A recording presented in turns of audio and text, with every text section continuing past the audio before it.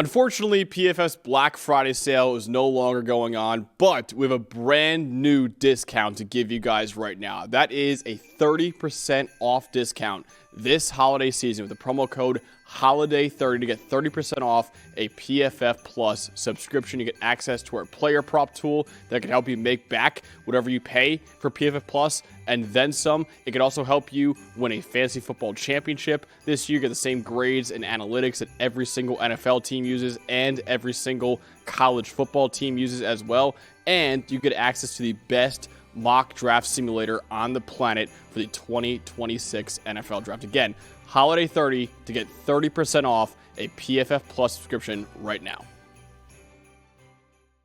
We got Kennesaw State at Jacksonville State in the Conference USA Championship game Friday night, 7 p.m. Eastern Time on the CBS Sports Network. Before we start, I want to first apologize to the Jacksonville State faithful and our guy Kyron Samuels who played at Jacksonville State. This is one of the few helmets that we do not have. So we have a PFF helmet on the desk right there. We have the Kennesaw State helmet. I believe this is the second year in a row now where we've covered Jacksonville State in the Conference USA title game. We don't have the helmet. We got to fix that pretty soon. We got to get Jacksonville State. Somebody at or associated with Jacksonville State, please send us a mini helmet. So next year when you could be in the conference title game again, we can cover your game with the mini helmet on the desk. Again, apologies. There are legitimately like 8 schools in the country where we don't have a mini helmet for them, and unfortunately Jacksonville State is one of them. So we have the PFF helmet in this place right there. But listen, Jacksonville State, man, they're trying to go back-to-back in Conference USA. Kennesaw State, meanwhile, searching for its first Conference USA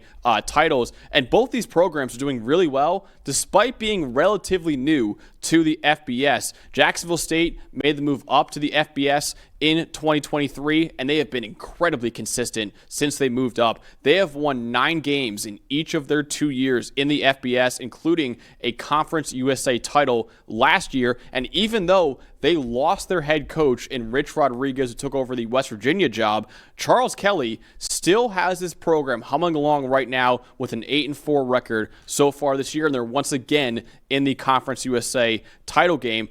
Kennesaw State, meanwhile, is even newer to the FBS. They joined the FBS just last year. In fact, Kennesaw State didn't start playing football until 2015. So it's only been 10 years where they've been a program overall, and they've done a great job overall. The Owls last year, only 2-10 in their first year in the FBS, which then led to them making a change at head coach and hiring Jerry Mack, who was the Jacksonville Jaguars running backs coach, to be their new head coach. That move worked wonders for the Owls because right now Kennesaw State has a 9-3 record so far this year after going 2-10 last year. These two teams did meet just 3 weeks ago, with Jacksonville State coming out on top by a final score of 35-26 at home, and the Gamecocks will once again host this game. Yeah, no, absolutely, and it was a fun game between these two the first time that Jacksonville State got the win, and that's why they're playing at home in this game. But you mentioned it, Charles Kelly and Jerry Mack just both doing absolutely stellar coaching jobs, both of them in their first year with these programs, and both of them getting to the Conference USA title game. I think this is going to be a fascinating game, and two real upstart programs, and I think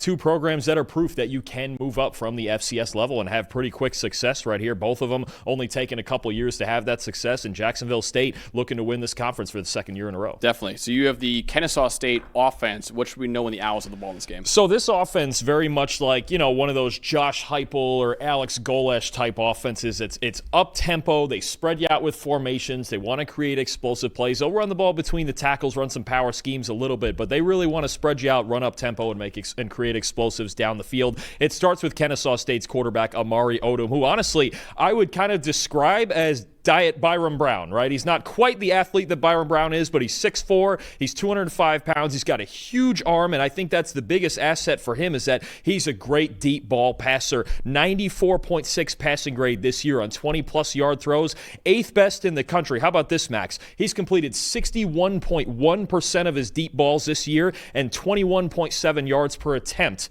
on his deep balls this year. Second in the country in both categories. Behind who?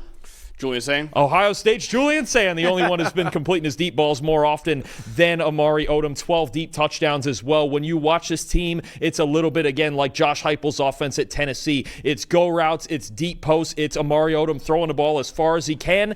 In this matchup, the first time when things got a little bit condensed, he threw 3 interceptions down in the red zone. That's the one concern when you get with this offense. When the over-the-top plays are taken away by the condensed field down in the red zone, how are you going to respond? That's going to be a big part of what Odom has to do, is be more successful in the red zone, be a little bit safer with the football. But make no mistake, this is an explosive offense, especially over the top. Jacksonville State played a lot more deep zone coverage, 2-deep coverage than they would normally against this team, and it worked the first time. Curious to see if that works again, and if Odom can get the ball downfield to his weapons, especially Christian Benyard, the speedster. Absolutely. It's all about the passing game for Kennesaw State's offense, and of course, it's all about the run game for Jacksonville State's offense. Even though Rich Rodriguez is no longer the coach of this program, his mantra of running the absolute piss out of the football still remains at Jacksonville State. The Gamecocks run the ball on over 58% of their plays. That's a 10th highest rate in college football, and they have a workhorse to rely on, and Cam Cook as well. The TCU transfer leads all running backs in college football this year with 276 carries. He also leads the country with 1,574 rushing yards. He also leads the country with 93 broken tackles, and he also leads the country with 49 explosive runs this year. Jacksonville State also has a very mobile quarterback in Caden Creel, who has 988 rushing yards on the year, 6th among all quarterbacks in the country. His 641 yards after contact are 3rd among all quarterbacks in the country as well. And Kennesaw State's defense has been relatively average against the run this year. They're right now 73rd in run defense grade and 87th in yards per carry allowed. And when Jacksonville State beat Kennesaw State just 3 weeks ago, Cam Cook ran for 123 yards and a touchdown. Caden Creel ran for 118 yards and 2 touchdowns on the ground. If Kennesaw State wants to win its first Conference USA championship, they have to slow down the duo of Cam Cook and Caden Creel on the ground in this game. No, absolutely, and it's funny with Jacksonville State's quarterback situation because they came into the year with Kentucky transfer Gavin Wimsatt as their starting quarterback, lost 3 games, and then made the switch to Creel full-time as the starter, and they've only lost 1 game since. And Cam Cook, he's been one of the best running backs in college football all season. So this running game, you really get a contrast in styles here. Apologies to Kennesaw State, their top receiver, Gabriel Benyard, and their number 2 receiver, Christian Moss. Put the 2 of them together there, but both dynamic threats downfield. But you get the high-octane passing attack of Kennesaw State. You get the high-octane rushing attack of Jacksonville State. Last time, it was the Gamecocks who came out with the win with their running game and forcing turnovers from Amari Odom. We'll see if they can do the same in this game. Yeah, kind of a clash of styles between these two teams. In this one, Dalton, ultimately, will Jacksonville State go back-to-back in Conference USA, or will Kennesaw State win their first Conference USA title? I think this is a 50-50 game. I really do. I think you got 2 pretty good teams and 2 pretty good offenses here. And last time, I thought a big part of Kennesaw State's failures in that game were the turnovers from Odom, right? So if he can be safer with the football and create those explosive passes, also only completed 1 deep ball that entire game. So Jacksonville State did a really good job of making him work for that production and then clamping down in the red zone. I think it's 50-50. I think both teams are really good. I'm also trying to catch up in our game pick standings here a little bit. I'm going to go with the road team here. Give me the Owls 34-31. Kennesaw State, the Conference USA champion. All right, I'm going to take Jacksonville State to win this game. I'm kind of with Donnie in the chat saying it is hard to beat a team twice. That is true, but I do like the run game that Jacksonville State has in this one. I think Kennesaw State might be a little too reliant on their quarterback, Amari Odom, in this one too. So Jacksonville State wins this game 31-30. It should be a coin flip game. It should be an awesome game that we get on Friday night, but Jacksonville State wins this game and captures their second straight Conference USA championship.